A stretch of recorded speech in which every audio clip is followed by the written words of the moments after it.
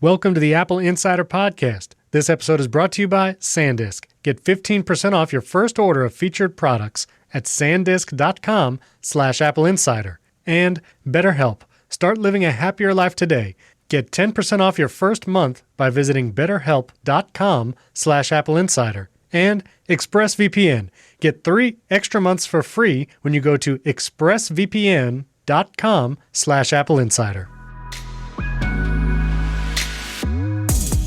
Welcome to the Apple Insider Podcast. This is your host, Stephen Robles, and joining me this week, our second to last episode of the year, my good friend across the pond, William Gallagher. How are you? You say good friend and all that, but then you throw in that second to last, like he'll do before the big last finale and something. And now I'm not hurt. No, listen. It's as a what is it? First is the worst, second is the best. You know what I mean? That old adage. I'll take anything, frankly, especially since I have questions for you that you did not answer in your review last time about what it's like having AirPod Max in real life. Oh, yes. Oh, I'm very excited to hear that. Well, we will get to the AirPods Max in just a moment. I do want to mention that next week for the final episode, if you're listening to this, you would probably realize it came out a day early. This episode actually released Christmas Eve, if you celebrate that, December 24th. So it's Thursday instead of Friday as you listen. And it's going to be the same next week because, New Year's Eve into New Year's Day, everybody kind of checks out a little bit. So we're releasing next week's episode also Thursday morning, December 31st. And we have a very special episode next week planned to have an interview with a friend of the show who was on before. And we're going to do a whole year in review and talk about what we loved about this year and not so much, and then what we're looking forward to 2021. So that's a fun interview. That'll be next week. It comes out Thursday morning, December 31st. So keep your feeds peeled for that. I was going to say eyes peeled, but you don't watch a podcast, William. You listen to a podcast. Yeah, especially when they're the big, special, fun one for the end of the year. Not this, no, but watch for that one. No, okay. They're already listening to this. They're sold because when I say William's on the show, everybody gets excited. I don't know if you watch Twitter, William. Oh. But whenever I say, William did this or William said that, everyone's like, oh, well, of course. So we're going to listen to that episode. So you're a very popular man. Okay. I've got to give you that was a fast, quick save.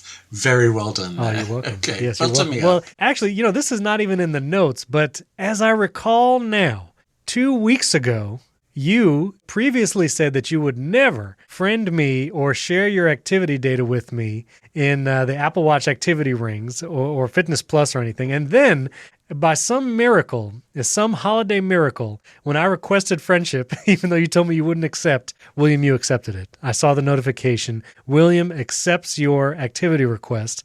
And now I'd like to know, William, have you tried Fitness Plus and what did you think? Well, I would like to know, which William do you think you've befriended? I only know one William Gallagher as far as I'm concerned, and so I'm pretty sure it's you. Yeah, it was me.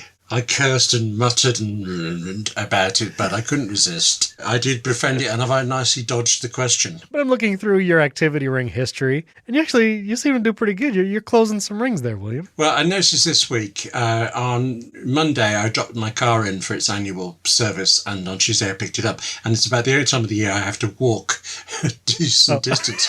And it burst the activity rings on both days. And I thought, I'm not going to waste the activity ring on a Fitness Plus session now. It's worthless once you've gone over.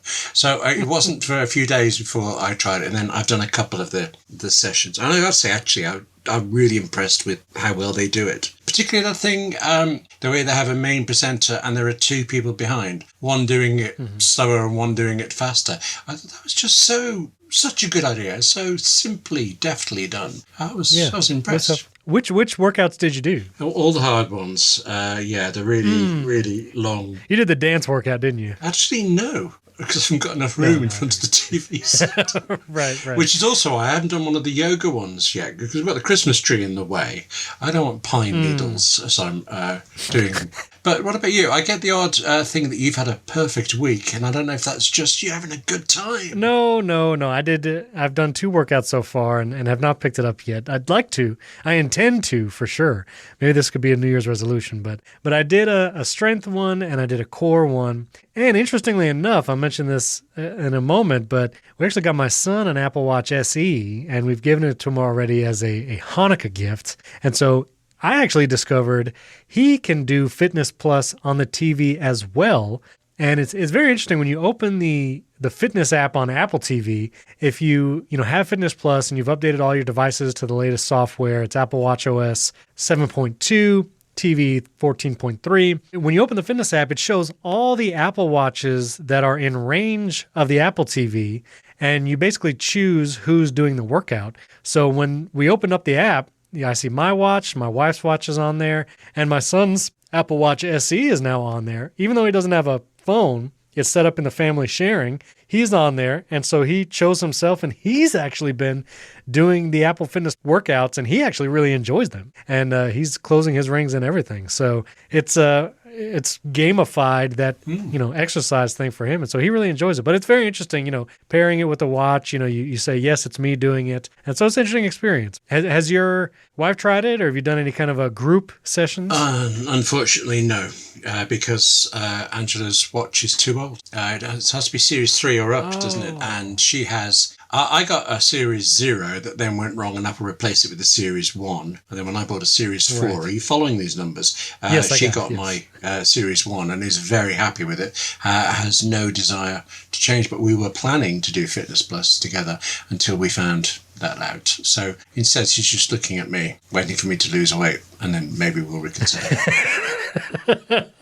Right, of course. It is unfortunate, the family setup and the Fitness Plus integration. You do need a Series 4 or newer, especially for the family sharing. It's unfortunate because I had a Series 3 and I would have handed that down to one of my other kids, but you need 4 or newer for family sharing. But anyway, Fitness Plus, it's interesting. Again, if you haven't tried it out, you could do a free trial, or, if you have the Apple Services One bundle and you went with the premium plan, you have it and you can just do it. So anyway, interesting. I just wanted to tell our listeners that you actually did confirm friendship, and that made me feel great. Thank you, William. I appreciate it. Well, I wanted to talk a little bit about the Apple Car. Now, obviously, there's not a lot of information here, and so this is more pontificating about it. But what's interesting is when I actually first started the Apple Insider podcast, back in 2015, this was actually the big news. And it was actually Apple Insider who broke the story about Project Titan, codename Project Titan, and that Apple was working on self-driving car technology, electric car. And now it's actually increasing in rumors again.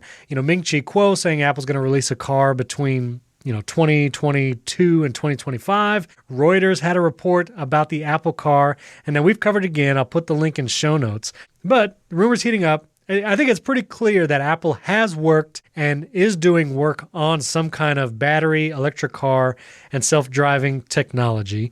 But I just find this, of all the rumors about Apple, this is just the hardest one for me to wrap my head around. The fact that Apple might make a car, it is such a different area. I guess you could have said that about fitness a few years ago before the Apple Watch was released, that was a different market, one they're not near. But Apple releasing a car, I don't know. Some of the rumors saying it's obviously going to have some kind of electrical self-driving component, but that Apple's working on new battery technology, maybe working on a different chemistry of how the batteries are actually made and what it's running off of. So that's interesting. I saw this tweet from MKBHD, and he was saying, if Apple's working on an electric car, the rumored release date is 2024. So just about 3.5 years from now that Apple would release this thing. He had 4 points. If this is actually true, he's thinking, 1, it's going to be extremely expensive for a car. I think that's safe to say.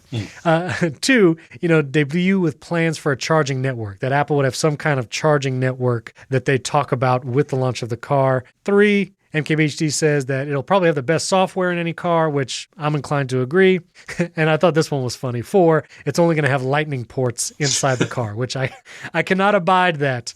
I don't think that that would be true. But I don't know, William, tell me, what do you feel about this whole deal about maybe Apple's going to release a car in a few years? I do completely believe it. I mean, I know Mike Wesley on Apple Insider has often argued that all of the clues, the regulatory filings that have to happen, the patents that have been filed for it, they could equally point to their Apple providing technology to another company, or maybe doing shuttle bus services rather than a car for a consumer, if you like. But I have no problem with Apple doing this whole thing. It feels, in a way, part of everything they do, except that bit about the charging network. Unless they put a charger in every Apple store, they entice you in to buy things. Free charge with every HomePod Mini. Actually, no, I'm convincing myself here. Yeah. I see. Will they sell the plug for the Apple Car with the car? That's the question. And how many watts is it going to require? Yes. But, of course, I would always be interested in something that Apple makes, but I can't imagine it would be that much more expensive than like a Tesla. I mean, you can get a Model 3 right now, around, what, 40 grand or something, which is not cheap. It's on par with other brand new cars.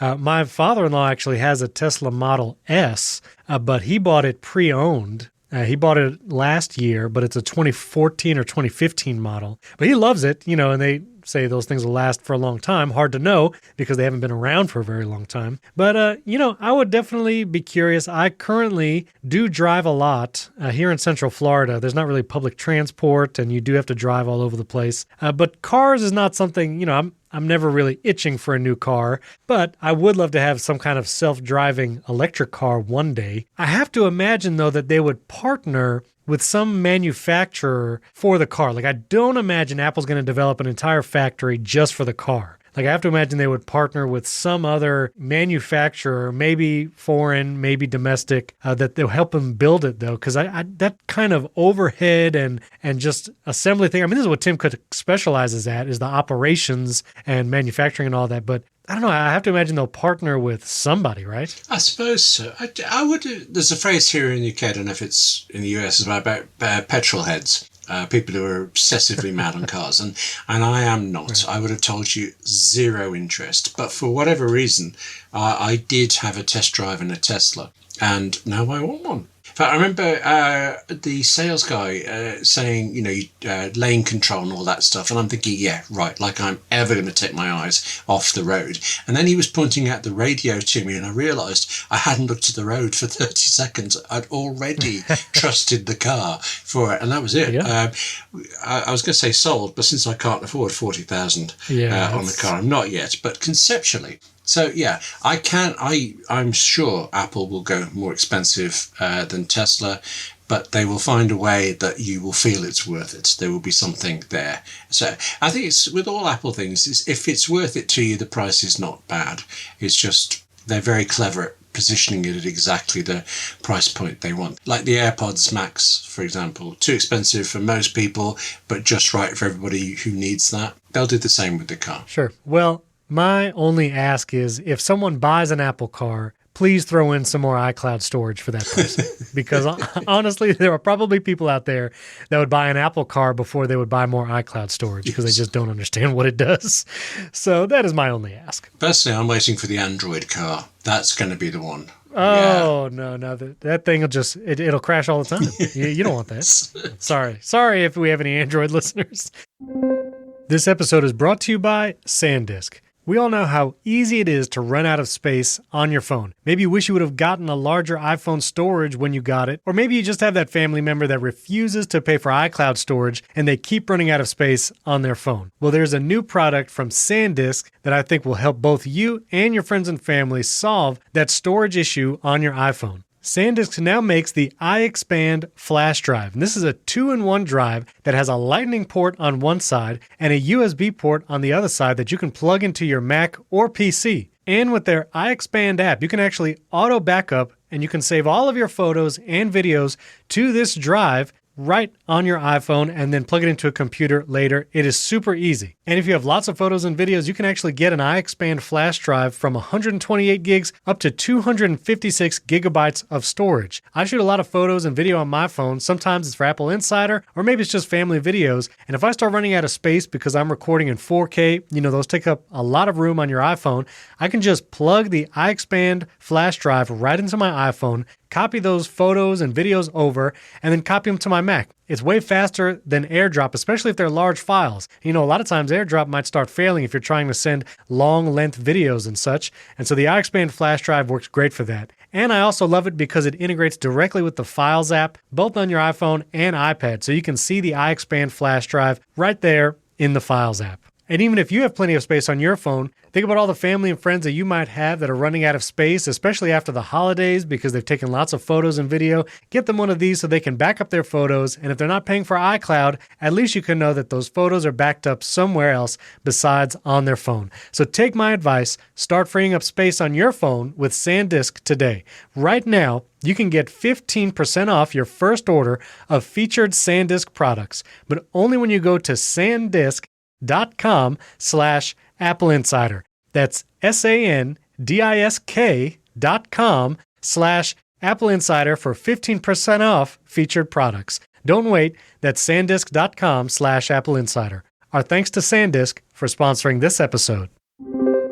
All right, well, I wanted to follow up a little bit on the AirPods Max. I've had it for a week, and on last week's episode, we really went in depth. Wes and I talked about sound quality and all that, but a couple things that, after living with them for a little bit, I just wanted to mention. Number one, the aux cable that I got. I mentioned it briefly, but it is a very thin cable. I'm a little concerned about its structural integrity. But now that I've recorded multiple podcasts with the AirPods Max hardwired, I do hear the very, very minor latency where my voice in my own AirPods Max ears, as I'm recording even right now, it does sound like there's a little bit like of reverb on me. So it is not perfectly zero latency. And so if you do want to consider them for recording purposes, you just need to keep that in mind. It's just a tiny, tiny bit. It doesn't distract as I'm talking, but it does sound like I have some reverb on my voice, and it's a little weird. Secondly, this is another first world problem as far as charging. But,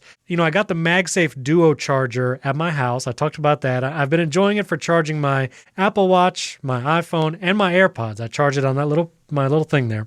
But on my nightstand, I'd narrowed it down to the MagSafe Duo and a USB-C cable, which I charge both my iPad Pro and my new M1 MacBook Pro. And that basically between the MagSafe Duo and that USB-C cable, I can charge all my devices. I plug my iPad or MacBook in for a couple hours, it's good to go. And I charge overnight with the phone on the MagSafe, and I put the Apple Watch on there every once in a while. Charging was great. But now that the AirPods Max have been introduced into my life, I've brought this upon myself. It's no one else's fault. Now, I don't know the ideal way or where to charge these. I plug them I want to plug them in for a couple hours somewhere. I don't have a lightning cable on my desk set up because I just never really charge my phone there.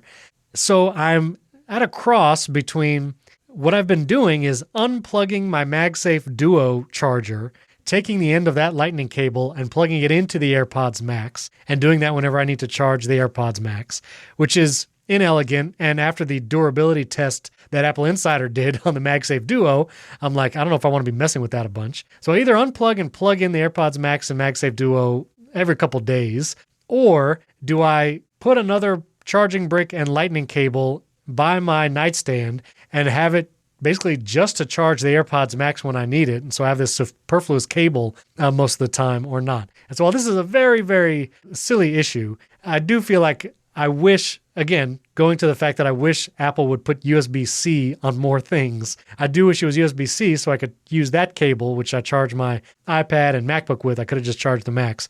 But instead, now I have to figure out what to do with this lightning cable and the AirPods Max. I'm trying to think. You've got the AirPods Max and you've got the bra, the case for it. Can you charge the case during the day and then just pop your AirPods Max into it overnight?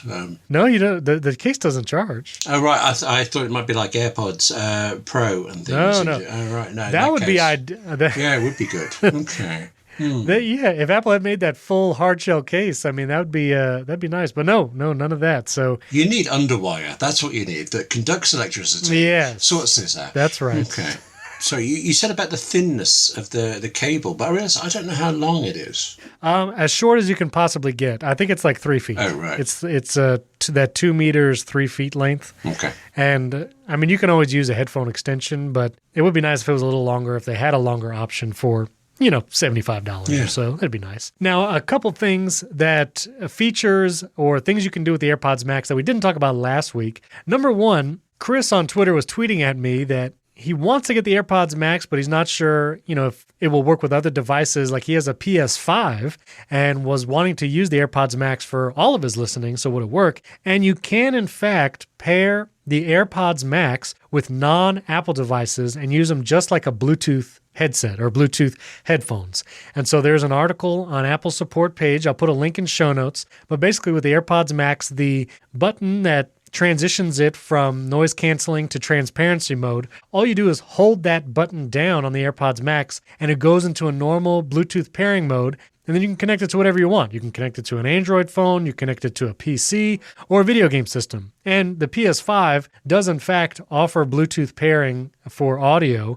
And so you could use your AirPods Max with your PS5. So just a word for anyone who's wondering about that. You can pair it like normal Bluetooth headphones.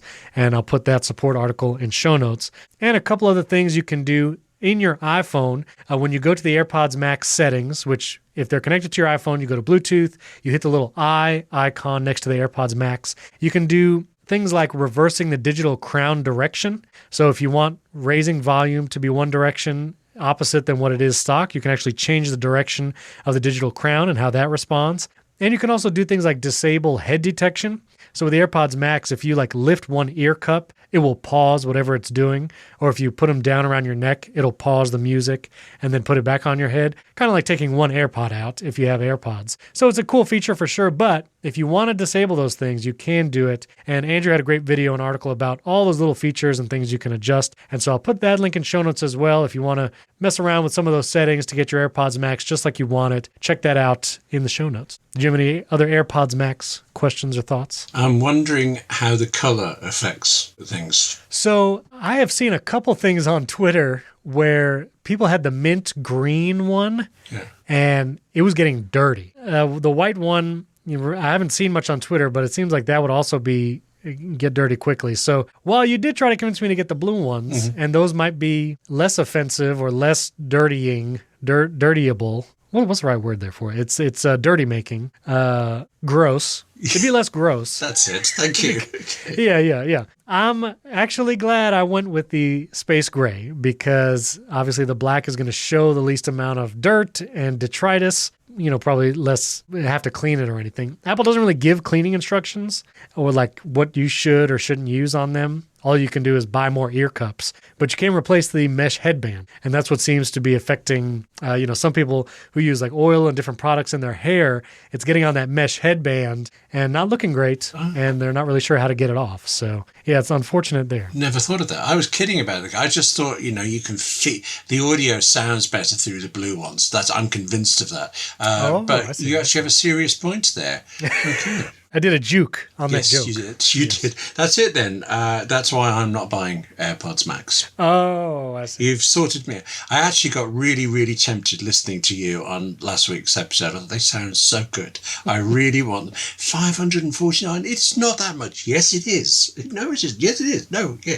But, it is, and I was telling someone else on Twitter, I think I was telling Chris this on Twitter as well. I was already in the market for over-the-ear headphones because I didn't have a good pair. And if you're in that kind of situation, it's a little easier to justify, especially if you use them for production. Again, latency aside, I'm using these every time I record a podcast. I'm using them right now. And when I edit the podcast, I'm using them there. And I wanted something to be able to reference what I'm editing. So when I EQ or do any kind of sound adjustments, that I'm getting an accurate picture of what it is I'm listening to. And there's good wired headphones you can get over the ear that are cheaper. But again, Apple, there's no headphone jack on the iPad Pro. So it kind of makes it a little more difficult to use that kind of stuff. So these were just a good solution for me because I'm going to use them in my podcast recording and editing. And then it's just a lot of fun to watch a movie or listen to something with them as well. So it was worth it for me, but to each his own, William. Maybe if you send me your iPad like you've been promising, I could sell that and buy these. I don't remember ever promising, and I know you're saying it a lot.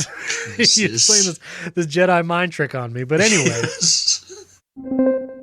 this episode is sponsored by BetterHelp. BetterHelp is an online counseling service that is super easy to use, convenient, and protects your privacy all at the same time. Do you have something interfering with your happiness, or maybe something's preventing you from achieving your goals? BetterHelp can assess your needs and match you with your own licensed professional therapist, and it all happens online and virtually. You can connect in a safe and private online environment, so it's super convenient. You don't have to go anywhere physically. You don't have to wait in a waiting room or show up in person. Everything is online, and you can start communicating with someone in under 24 hours. And this isn't just self-help. This is professional counseling. Now, let me tell you, I've done counseling in the past before, but I personally signed up for BetterHelp. I love their sign-up process because it's super easy, and they ask all the right questions when you're creating your account to make sure they match you with a counselor that will fit your needs. Even if you have a religious persuasion or a spiritual side, you can actually put that in the sign-up process, and they'll match you with someone that will match your preferences. And BetterHelp also has an app that you can download on your iPhone, and you can communicate with your counselor one-on-one in the messages right there on your iPhone. You get push notifications, and so it works great in the app or online. It's more affordable than traditional offline counseling, and financial aid is available, and the service is available for clients worldwide. There's a broad range of expertise available. Whether you struggle with depression, stress, anxiety, maybe sleeping, anger, family conflicts, grief, or self-esteem, BetterHelp will match you with someone who is specialized in that area. Anything you share is confidential, and the whole process is convenient, professional, and affordable. You can even check out testimonials posted daily on their website. If you want to start living a happier life today, as a listener, you'll get 10% off your first month by visiting our sponsor at betterhelp.com/AppleInsider. That's BetterHelp, BetterHelp.com/AppleInsider. Join over 1 million people who have taken charge of their mental health. Again, that's BetterHelp, HELP.com/AppleInsider. Our thanks to BetterHelp for sponsoring this episode. I want to touch a little bit on Apple Watch. Like I mentioned earlier, I got my son an Apple Watch SE in lieu of any kind of iPhone device. You know, I know some kids get iPhones very early, and I'm trying to push that off, kick the ball down the field, to use a sports ball analogy. And so I did the Apple Watch SE, and he was very excited to get it. You know, I went with the 40 millimeter cellular, obviously, so it would work with the family setup. And so I got that. He opened it up. We set it up. Family setup on the iPhone, it was actually pretty seamless. I didn't run into any issues. So you basically go to the Watch app on your iPhone, you as the adult or parent, you set up a new watch basically, and then you can choose family setup as opposed to a new watch for yourself. And when you do it, you can choose to connect it with an iCloud ID or a family member in your family sharing. And so that was actually one of the things I needed to do, was kind of jostle family members around, because I had parents and in-laws in my iCloud family, but you're only allowed 6 maximum in your family sharing for your iCloud stuff. And in order to do the Apple Watch family setup, the child needs to be in your family. So I separated all that. And my kids asked me this question that came across as, it felt really bad, but they were like, so are we in the family now? And they were referring to like the iCloud family, but I was like, you've always been a part of this family, child. Don't worry. Don't feel bad. I know. They knew what they were asking, but as they said it, I was like, oh, that feels terrible. Because I did have one of them in this like secondary iCloud family sharing, and it's just a long story. But anyway, maybe I'll one day explain how I had to do all that with a secondary iCloud family, but you can do a Apple Music sharing the ID of someone in the family with an iCloud email. That's out. It is very complicated. This is, again, hopefully one of my asks for 2021 or in the future. Maybe can Apple up the amount of family members just a little bit? Right now it's 6, including you as the family creator and admin. Maybe like 8, maybe 9. I don't know. Just a thought. So anyway, Apple Watch SE, I did the family setup. I chose my son's iCloud. It was already in there because they're a part of the family. And I set it up. I was even able to add it to the AT&T plan. You know, it's $10 a month. It's unlimited data, but it is $10 a month for the Apple Watch add-on. And so I was able to do that. I signed into my AT&T account. It got added to the account automatically. They give it a phone number, all that kind of stuff. And went through the rest of the process, pretty seamless. And it was all set up. So it's on his iCloud account. He can text, he can call, and it comes across as him, and he can contact us. And then it also has GPS. So that's sharing his location. I can see him in Find My. It's really good. Now, a couple things that we did run into that I wasn't expecting. When you do an Apple Watch set up in family sharing, and I thought this would be timely because if people are giving Apple Watches out for holiday gifts. You might be setting it up this way. There are apps that you can download directly on the Apple Watch because the App Store is on there. That was a recent thing. I'm not sure if it was watchOS 6 or 7, but the App Store is right there. And my son can actually download some apps directly to the watch, not having an iPhone. And it still sends a request to me as the parent, and I approve it. But there are a lot of apps that will refuse to download because they say they require the iPhone app. So, for example, some fitness apps, even though they can be installed on the Apple Watch and the Apple Watch has the health information on it, they'll just say not available without an iPhone.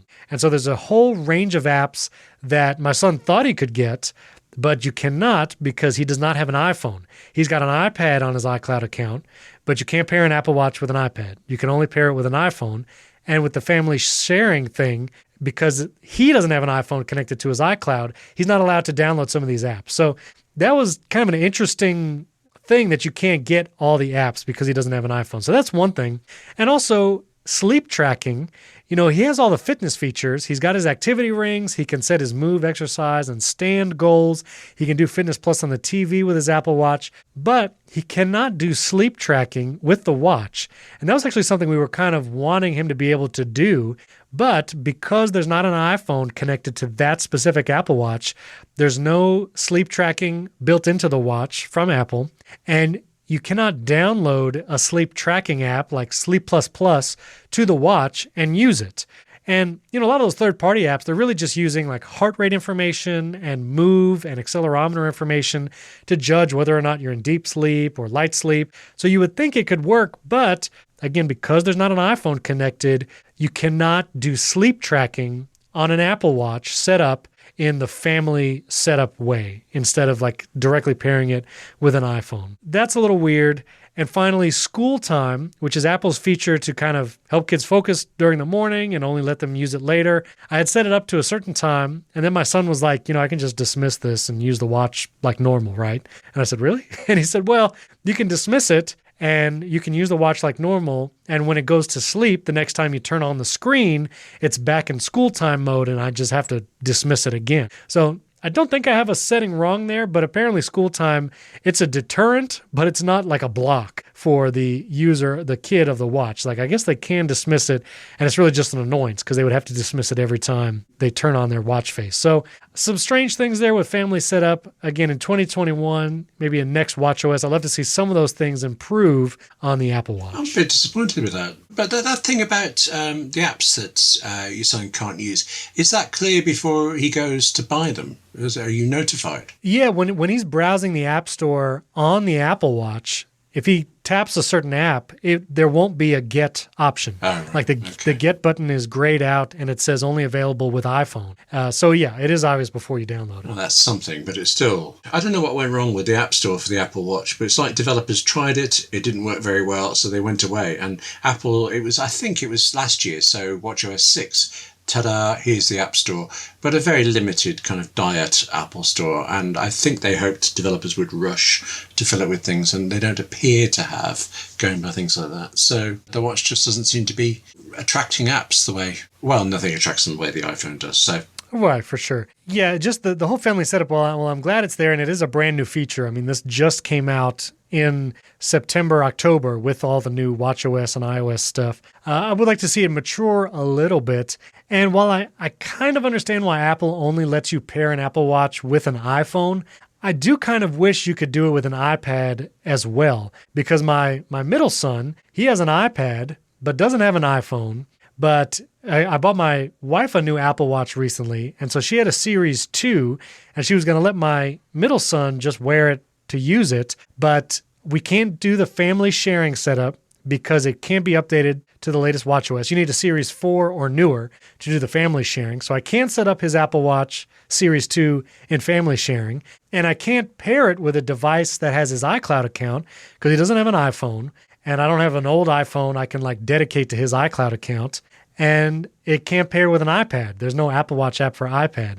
So it's a little weird. And again, I kind of get it-ish why you need an iPhone, but then not really. You know, if you have an Apple Watch with cellular data and GPS, and you already have an iCloud account, and you have an iPad, and you have an Apple Watch and family sharing setup, I feel like there should be a little more synergy, or you'd be able to do the same kinds of things with an Apple Watch just paired to an iPhone itself. Like there shouldn't be app or sleep tracking limitations. So I don't know, listeners, let me know if you've set up an Apple Watch and family sharing and you've run into this issue, or if you've found ways around it. I'm very curious to know, and because this was a new experience for me. So reach out, tweet at me. Again, William and our Twitter handles are in the show notes, so I'd love to hear from you. One listener question, this is actually from Christopher Erickson, kind of going along with the Apple Watch theme. He has a new watch and a new phone, and so he was wondering what's the best way to upgrade both of these devices, at the same time. And this is kind of like a Pandora's box. Like when you unpair an Apple Watch, who knows what's going to happen? Like it can be kind of iffy. But here's my recommendation: if you have a new Apple Watch and a new iPhone, here's what I recommend you do. Step 1. Unpair the current Apple Watch, the old Apple Watch, from your current iPhone. And when you unpair that older Apple Watch, it actually creates a backup as it's unpairing to your phone. And so you can then restore from that backup with the new watch. So I would unpair the old Apple Watch first to your iPhone. Then I would back up that old iPhone. You can do the iCloud backup, that works great. Or you can also back it up directly to your Mac if you prefer to do that. So unpair old Apple Watch, back up old iPhone. Then, step 3, I would then take the new iPhone and migrate to that. Apple's migration tools are actually very good now for iOS and iPhone. So you can just do it holding them next to each other and they'll transfer directly, or you can restore from that iCloud backup. I would transfer it directly if you could. And so set up that new iPhone from your backup, from your old iPhone, and let that be totally set. Once that new iPhone is all set up, then I would pair your new Apple Watch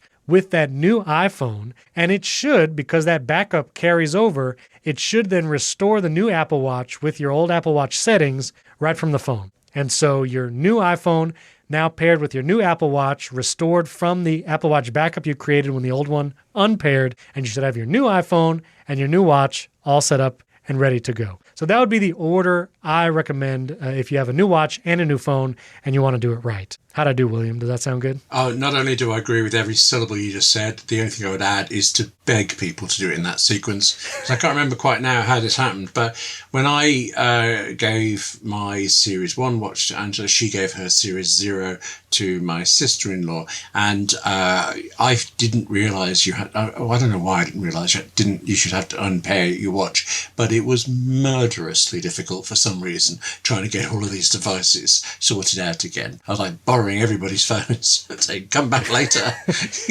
Basically, the worst thing you can do is upgrade your iPhone without unpairing your Apple Watch first, because you can pair multiple watches to an iPhone, but you can't have multiple phones connected to an Apple Watch. So if you try to upgrade your iPhone first, and now all your stuff is on the new iPhone, you can't just pair it now with the old Apple Watch. It might carry over, but in my experience, it's not consistent. And so, I always recommend unpair the old Apple Watch first so it backs up and it's ready to pair with whatever new device you have coming in next. So that is my recommendation, Christopher. Hope that helps. Let us know how it goes. This episode is brought to you by ExpressVPN. How did you choose which internet service provider to use in your home? The sad thing is, most of us has very little choice. I'll tell you, for me personally, I have exactly one choice for high-speed internet. And unfortunately, ISPs use that monopoly in the regions they serve to institute data caps or streaming throttles, and the list goes on. But worst of all, many ISPs log your internet activity and sell that data to other companies and advertisers. So to prevent ISPs from seeing my internet activity, I protect all my devices with ExpressVPN. ExpressVPN is a simple app. You can get it on your iPhone, iPad, your Mac, even some smart TVs and wireless routers, and it encrypts all of your network data, tunnels it through a secure VPN server so that your internet service provider can't see your activity. Think about how much of your life is on the internet. Every site you visit, video you watch, or message you send gets tracked by ISPs and other advertising companies, and they sell your information for a profit. That's why I use ExpressVPN, and I recommend it to everyone who's wanting to protect their data. You just download the ExpressVPN app, You tap one button on your device and you're protected automatically. It's incredibly easy to use, and I use it on all my devices. And ExpressVPN does this without slowing your internet connection. You can stream HD video without issue using ExpressVPN. That's why it's rated the #1 VPN service by CNET and Wired. So stop handing over your personal data to ISPs and other tech giants who mine your activity and sell off your information. Protect yourself with the VPN I trust to keep me private online. Visit expressvpn.com/AppleInsider. That's expressvpn.com/AppleInsider to get 3 extra months free when you sign up. Go to expressvpn.com/AppleInsider right now to learn more. Our thanks to ExpressVPN for protecting my data and for sponsoring this episode. So real quick, this is a rumored article. I'll put the link in show notes, but it looks like Apple is maybe investigating finally adding multiple user support to iOS. And this would be, I think, huge, especially if you have kids. Having multiple users on an iPad would be extremely helpful. And there are ways to do this in like the education setup in certain ways with profiles, but it's not anything consumer available right now. So I would love for multiple users to come to iOS, especially for the iPad. I don't know, do you think there would be good use cases for this? Oh, clearly, even though personally it would be no use to me, except I just want to be very careful about this. This came from one of Apple's patents, and whenever Apple patents anything, they try to describe it as covering every conceivable possibility in the world, rather than being so specific that anybody could possibly steal it, I suppose, for too strong a word, but use it without being caught out. Apple wants everything nailed down. So it never says iOS, never says iPhone. It repeatedly says tablet device, smartphone device, but also Macs and desktops and all this stuff. It's like constantly covering everything. But of course the Mac has multiple user things. So what's left but iOS? And a giant part of it is actually forget the device. It's how to keep it secure, how to stop one user from seeing the other. And that, I've got to admit, the detail was utterly beyond me. There were terms I'd never heard of in security before, but they were utterly fascinating enough. Spent a long time in Wikipedia educating myself on this stuff. So I am certain, absolutely certain, this is a patent that has been explicitly designed for iOS, but you never quite know.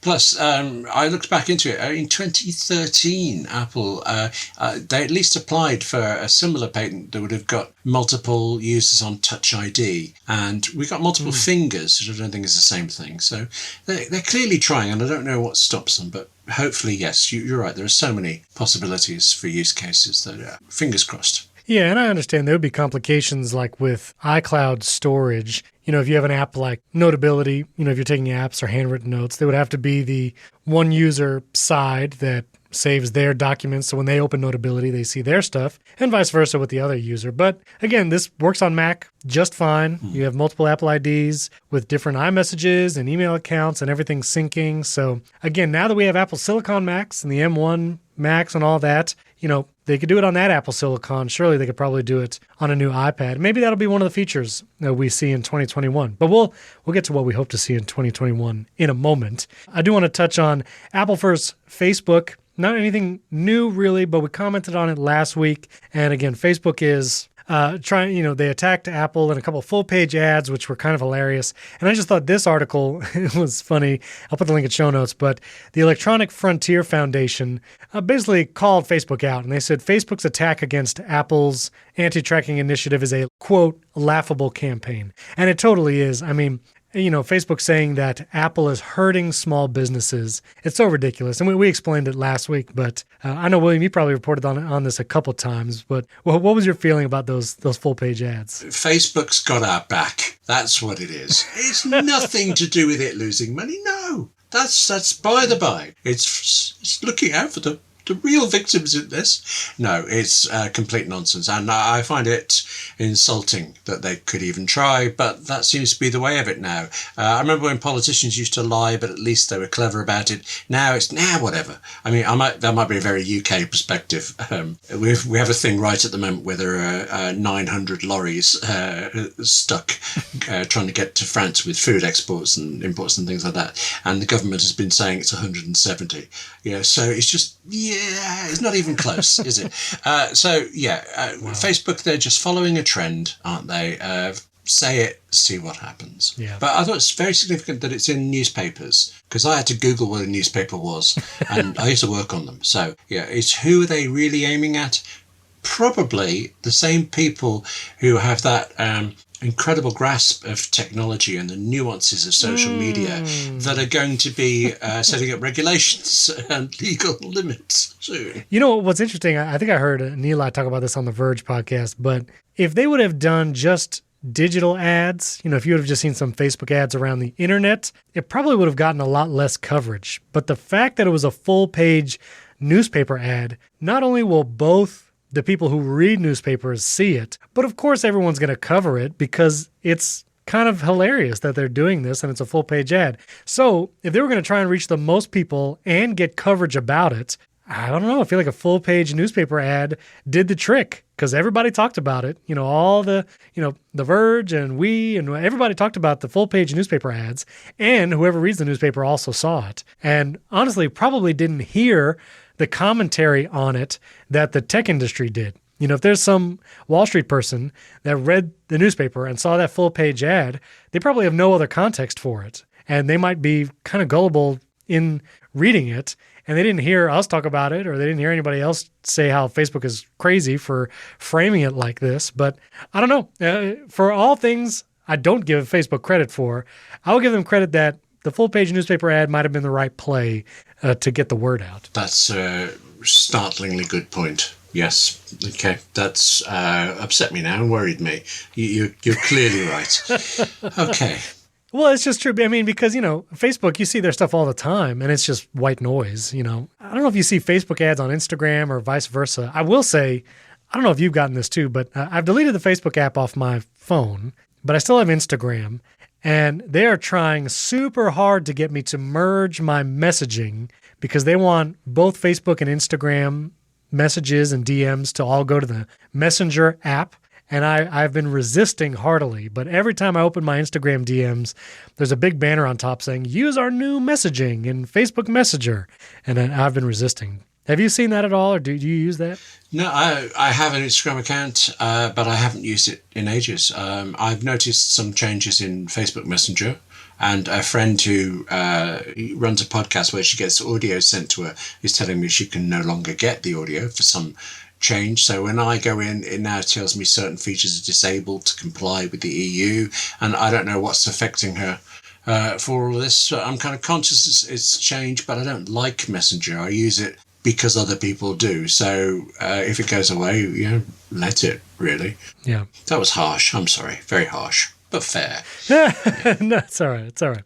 All right, well, let's round out the show. I want to hear, William. We're going to do a big recap next week and the year in review, but you, William, because you are the special guest this week. You are the special co-host. Stop it. This week. Very, very special. All right. Okay. Very special. I want to hear your picks of the year. Basically, if you have a favorite app or service from this past year that you just love or couldn't live without or saw launch and loved it, love to hear that. And then maybe your biggest want for 2021, not including my old iPad Pro. That is what I want to hear from you, William. So give it to me. What are your picks of the year? Easy. Otter.ai. It's an app and a service for dictation. I was doing this job where there were 20 interviews had to be done. I actually conducted 12 of them, and some friends did the other 8, and they sent me their videos. It was all to be done online, video stuff. And in the middle of transcribing the tape for number 16, I just couldn't take it anymore. Winding the tape back, typing a couple of words, winding the tape, so I looked at this thing I'd vaguely heard about. It's called Otter.ai, and I have never transcribed an interview since. Plus, I suppose I can tell you this because it's only us here, isn't it? Yeah. Article 17 took me precisely half the time to write that Article 16 did, because the transcription was so much quicker. Wow. I mean, I know you can get transcription in Siri, but what Otter does is it embeds the audio with it. So you're looking at a page full of text, and if it isn't quite right or you're just not sure, you can tap on a word and it will play that part of the interview straight away. So it's really clear what's going on. Plus, obviously, given the current situation, a lot of interviews I do have been phone interviews. I leave my iPad next to the speakerphone, and when I hang up, it has transcribed the interview. And so I did a book once with 50 interviews and laboriously slogged through it. I could hug Otter.ai and will as soon as we're able to do any hugging.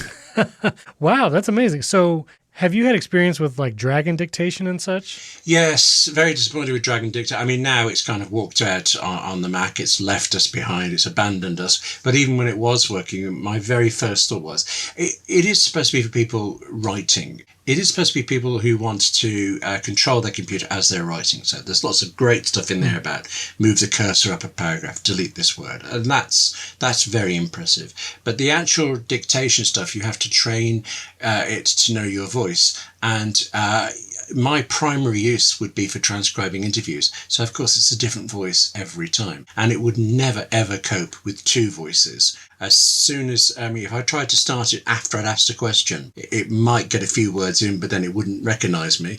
Then if it ever caught my voice as well on the tape, it'd go, well, no, I'm not doing this. There's two there. Forget that. I'm off.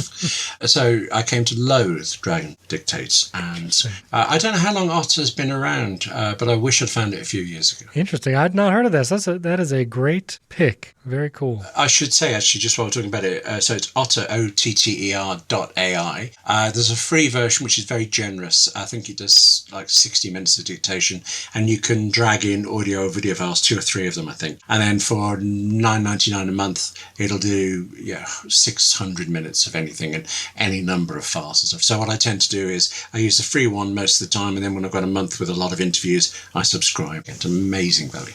Very cool. Well, I'm going to cheat. I'm going to do 2 picks, and these are ones that I don't mention in next week's episode. I've really started using them more this year. Actually, this first one more so, but Text Expander. If you've never used Text Expander, I highly recommend you try it out. Basically, it's like a service, again, where you type a few key strokes, whether it's, for me, I start all my Text Expander snippets with a semicolon. So I'll do semicolon AI William. And when I do that on my Mac, what it does is it basically pastes in whatever document I have a cursor in, basically these show notes that I typically use for when William is on the show, and all the HTML and everything is there, and it's all perfect. And I do that also for our great sponsors, ones that we have continuing relationship with.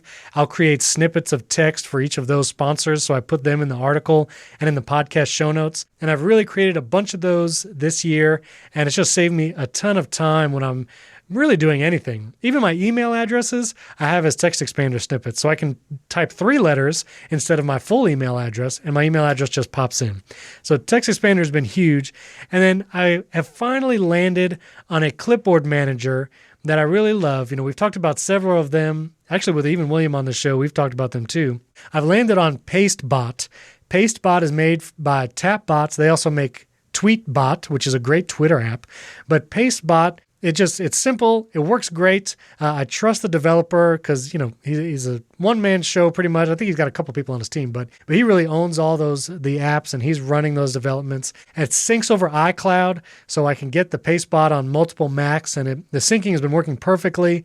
And it's just got all the features that I love. So when it comes to a clipboard manager, I think I finally landed on PasteBot, and Text Expander has just saved me a ton of time this year. So those are 2 picks for me. Now, William, tell me, what do you hope to see in 2021? I would like to see me not making the same mistakes with Text Expander. I have XEM for my email address, and we've got Brexit and things. I'm eligible for an Irish passport. I filled out the Irish passport form, and when it got to the little boxes, you've got to use black ink, 1 letter per box to put your email address in. I hand wrote in the letters XEM, and just for that moment, I had to get a new form and everything. So, wow, you can get 2 into that. That's next year, easy. I would like to see a 14-inch MacBook Pro Apple Silicon M1, please. All right. That's all. Okay. I would slightly regret getting the one I got now, but maybe I could trade it in for a good value. But so yeah, an M1 14-inch. I would like to see a new body style in this smaller MacBook Pro for sure, because a 16-inch, it's not a huge difference, but you do get that less bezel than the old 15-inch and everything. So that's a good pick. I'd love to see the 14-inch. And for me, I love to see a new iPad Pro. Yes, I'm ready to upgrade. I'm still rocking the 2018 version. And the battery is such, this wouldn't affect William if he had my iPad Pro. But when I edit this podcast, if I start at 90-something% battery, it's almost at like 5% or less by the time I'm done editing an hour podcast. So the battery life and processor has taken a hit on my 2018, so I am more than ready for a new iPad Pro. I love to see what they do with the new Apple Silicon in that machine, and I'm just excited for that particular device coming in 2021. So I love to see that. But those are our picks. William, thanks so much for being with me today and for often this year. I look forward to another year of doing this with you, Wes, and the rest of the gang. Thank you. It's been fun. We should all get together, though. We should have an office podcast party kind of thing. You'd be up for editing that, wouldn't you? Yeah, all of those. It'd take me a little bit, but I'd be up for it. I think it'd be fun. Well, listeners, we hope you enjoyed this episode. Don't forget to tune in next week. The episode comes out New Year's Eve, December 31st, so check that out. But you tweet at William or I. Let us know, what did you get for the holidays? Did you buy something for yourself or for family? Tweet at us. Our Twitter handles are in the show notes. Don't forget to give us a 5-star rating and review in Apple Podcasts. That'll really help us out. And don't forget to check out Apple Insider Daily. It's our daily podcast with the top news headlines every day. And HomeKit Insider, where we talk about all the HomeKit and smart home device stuff that's coming out. It's a great show that comes out every Monday. Thanks again for tuning in, and we'll catch you next time.